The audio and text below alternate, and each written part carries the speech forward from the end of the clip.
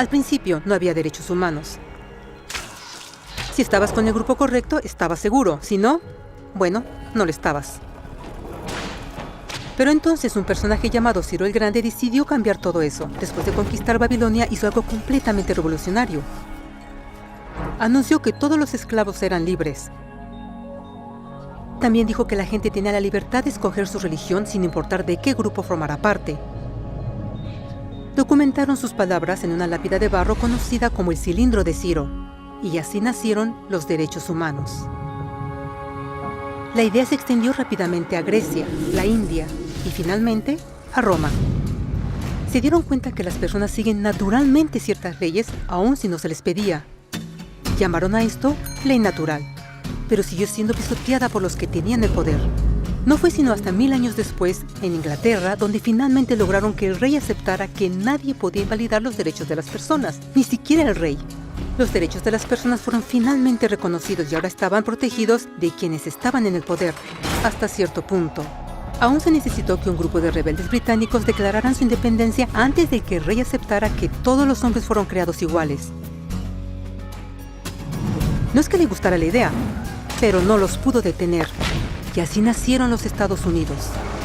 Los franceses siguieron inmediatamente con su propia revolución por sus propios derechos.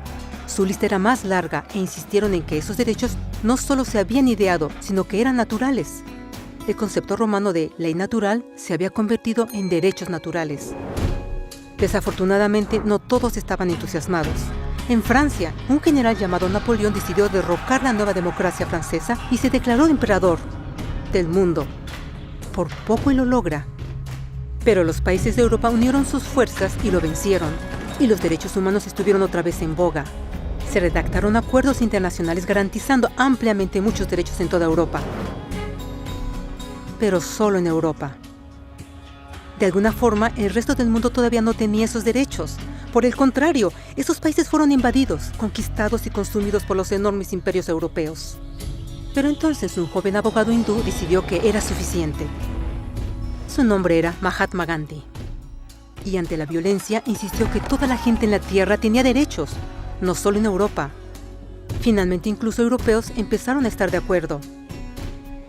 Pero no iba a ser fácil. 2 guerras mundiales surgieron.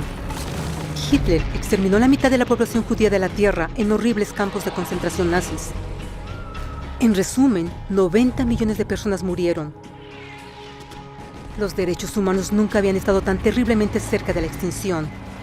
Y el mundo nunca había estado tan desesperado por un cambio. Así los países se unieron y formaron las Naciones Unidas.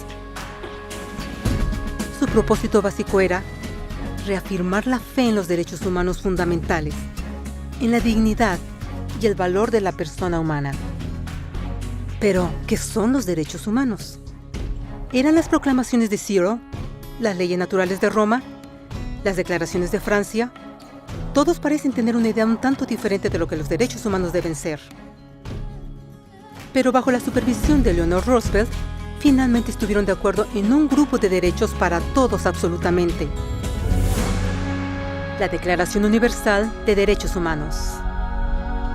El concepto francés de derechos naturales se había convertido finalmente en derechos humanos.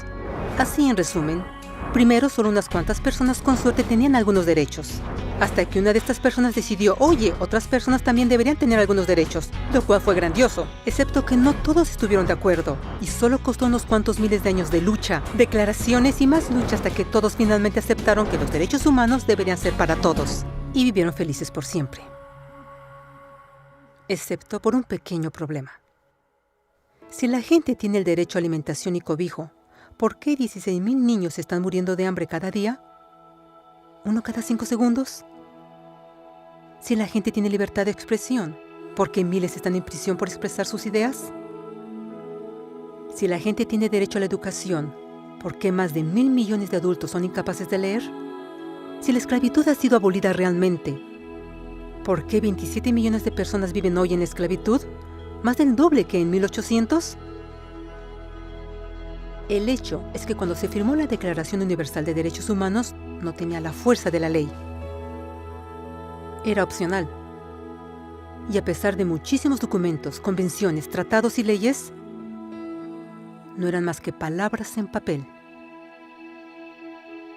Así que la cuestión es, ¿quién hará que esas palabras sean una realidad? I have a dream today. Cuando el Dr. King marchó a favor de la igualdad racial, él estaba marchando por los derechos que habían sido garantizados por las Naciones Unidas desde hacía casi 2 décadas. Pero de todas maneras, él marchó. Cuando Nelson Mandela defendió la justicia social en los años 90, su país había acordado ya abolir tal discriminación de casi 40 años. Pero de todas maneras él luchó. Esos que luchan hoy contra la tortura, pobreza y discriminación no son gigantes o superhéroes. Son gente común. Niños, madres, padres, maestros, individuos de pensamiento libre que no están de acuerdo en estar en silencio, que reconocen que los derechos humanos no son una lección de historia, no son palabras en una hoja de papel, no son discursos, campañas comerciales o de relaciones públicas. Son las elecciones que hacemos cada día como seres humanos. Son la responsabilidad que todos nosotros compartimos, de respetarnos mutuamente, de ayudarnos unos a otros y de proteger a los necesitados. Como Eleanor Roosevelt dijo, después de todo, ¿dónde comienzan los derechos humanos universales?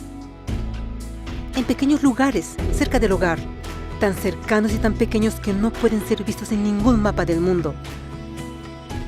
Sin embargo, son el mundo del individuo común, el vecindario donde vive, la escuela o universidad donde estudia, la empresa, la granja u oficina donde trabaja.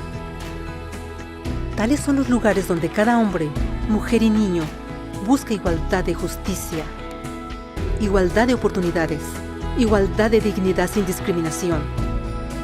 A menos que estos derechos tengan un significado ahí, no tendrían significado en ninguna parte.